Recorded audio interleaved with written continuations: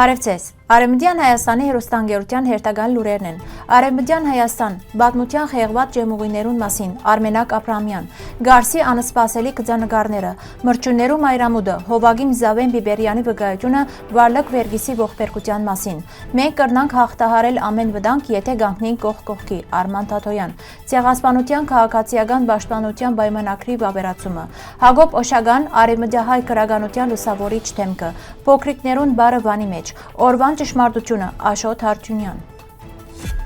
Արևմտյան Հայաստանի պետական հեռուստատեսության տված իր հարցազրույցին մեջ Արևմտյան Հայաստանի Հանրապետության նախագահ Արմենակ Աբրահամյանը խոսեցավ մեր ժողովրդին պատմական ճակատագրին, անցյալի խորքային պատճառներուն եւ հերավոր կետրոններու մեջ մշակված ծրագիրներուն մասին։ Ան ընդգծեց, որ Դագավին Բերլինի վեհաժողովեն սկսյալ դարբեր մեծ տարածաշրջանային ուժեր գազմավորած են քաղաքական եւ ռազմական գնացքներ, որոնց ուղեկիցին վրա հաջող հայ ժողովուրդը հայտնված է իբր մերժված եւ թիրախավորված կողմ։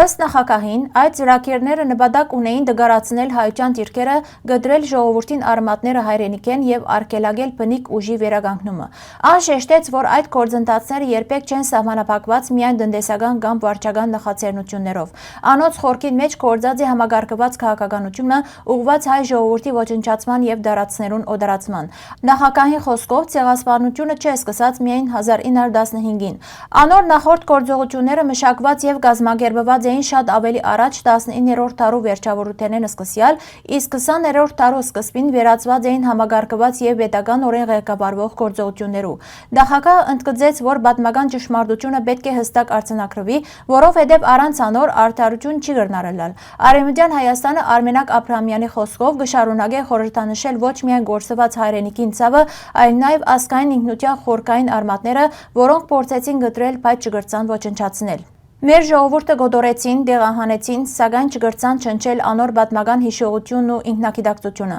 Այսօր մեր բախտն է արձանագրել ճշմարտությունը եւ վերադարձնել պատմական արդարությունը, շեշտեց Արմենակ Աբրահամյան։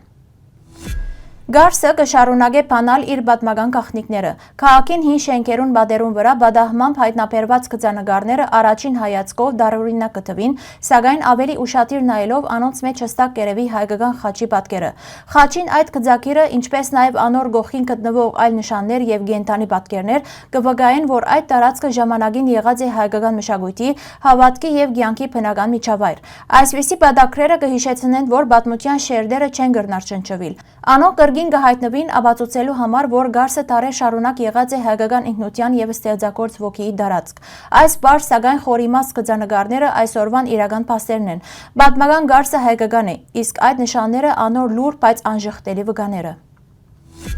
Զավեն Բիբերյանի մրջուններու մայրամուդը կնկատվի 20-րդ դարու արևմտահայ վեբերուն լավագույններեն մեկը, ուր հեղինակը վավերագրական ուժով կներկայացնե Վարլակ Վերգիսի շրջանին ոչ մուսուլման քաղաքացիներուն, հատկապես Կոստանդնուպոլսահայերուն կյանքին փլուզումը։ Վեբին կենտրոնը կգտնվի Թարխանյան ընտանիքը, որ պետության կողմէ բարդատրված այս անարդար հարգին հետևանքով քայլ առ քայլ կգործընծնե իր քույքն ու ունեցվածքը եւ վերջավորության սեփական արժանապատվությունը։ Բիբերյանը ցույց կտա, թե այդ հարգը միայն նյութական հարվածը չէ, անկկանտեր մարդոց փոխադարձ վստահությունը, աբակային հանդեպ հավատքը եւ ընտանիքներուն հոգեվոր ամրությունը։ Գլխավոր հերոս Բարետը Նաֆիայի ձանր ծառայությունեն վերադարձին կտեսնե, որ դունը, ընտանիքը եւ իր ամբողջ աշխարհը այլևս նախկինի նման չեն։ Բիբերյանը Բարետի միջոցով կպատկերացնե երիտասարդին պայքարը արագ փոփոխվող հասարակության, քաղաքական ճնշումներուն եւ ազգային ու անձնական ինքնության միջև։ Անոր հերոսները ցույց կտան, թե ինչպես շարունակական քաղաքական ցնցումները կրնան գործանել մարդոց ապահովության զգացումը եւ քայքայել հանրային համախմբվածությունը։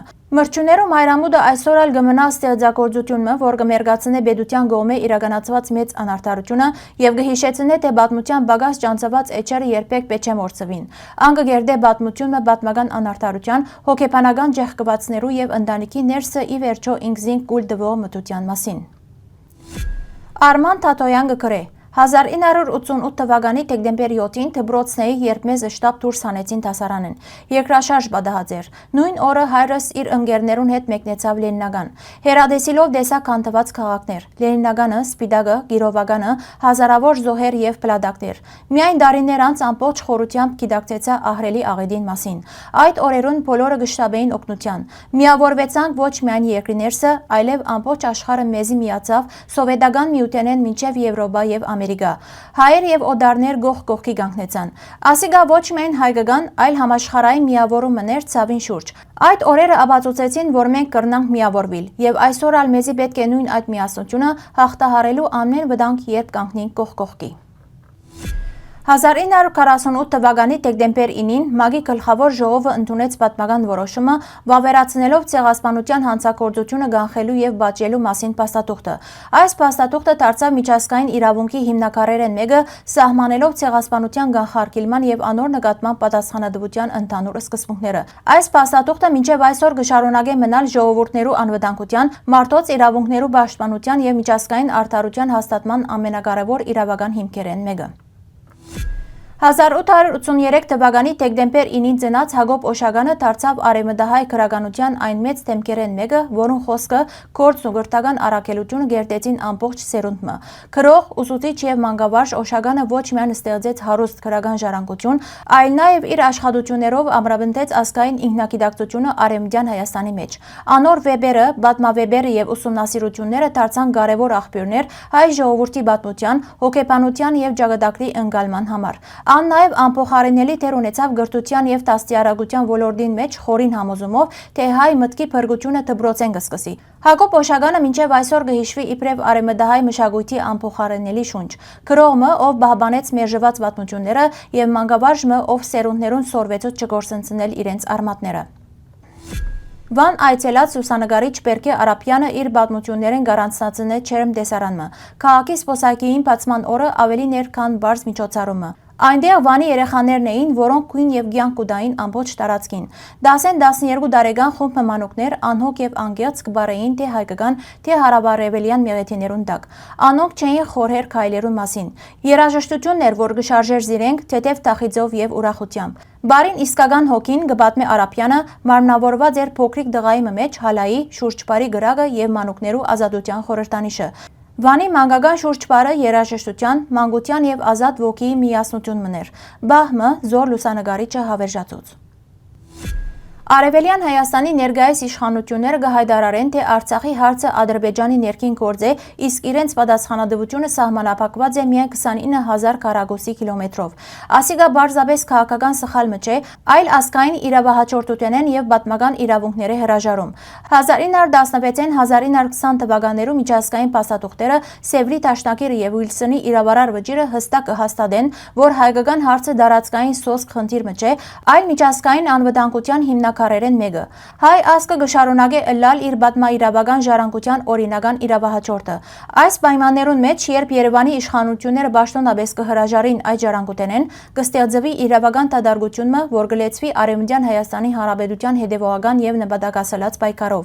Իբրև պաշտոնավար նախագահ Արմենակ Աբրահամյանը կհանդիսանա այդ իրավահաջորդ կառույցին ղեկավարը եւ Արցախի բնիկ հայության իրավունքներուն հիմնական միջազգային պաշտպաններեն մեկը։ Արցախի հայությունը կշարունակե գտնվել անորոշ իրավական վիճակի մեջ եւ անոր հաղթահարման միակ ուղին կմնա իրավահաջորդության վերականգնումը Արևմտյան Հայաստանի Հանրապետության եւ Արմենակ Աբրահամյանի նախաձեռնությամբ իրականացվող միջազգային աշխատանքի շրջանագին մեջ։ Հարգելի հայրենագիտներ, այսօրվան համար այսքան ենք նախատեսած։ Շնորհակալություն ձեր ուշադրության համար։ Լավ մնացեք։